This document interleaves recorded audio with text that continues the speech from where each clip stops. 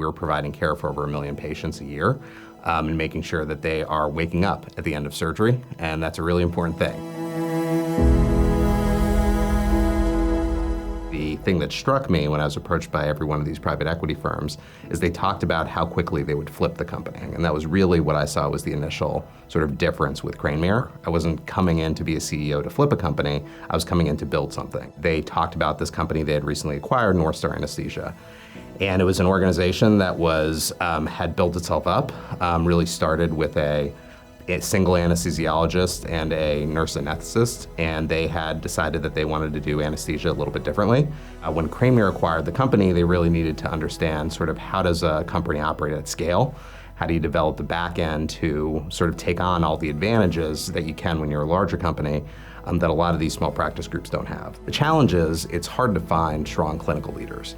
And that requires a fair amount of investment, and it's a long time horizon. You don't make a leader over 6 months. We want to invest in partnerships because hospitals look to work with their anesthesia groups for decades. Focusing on the long term enables us to really focus on long-term partnerships, allows us to focus on our people, and that's what makes us successful. We do a fair amount of both organic and inorganic starts. With new organizations, we acquire different companies, and that would create a whole need for a back-end system that is deep on finance, deep on M&A. What CRNAs does is enables us to tap into top-end M&A talent that we can bring in for deals that we would never be able to recruit ourselves, or it would cost us a significantly higher amount of money to do so. And then the last thing is CRNAs attracts talent that we could then bring into our organization. So several of our senior executives were originally CRNAs hires, had worked across multiple portfolio companies, and just we aligned so well philosophically, we were able to actually bring them in, and they've had a huge impact on our organization.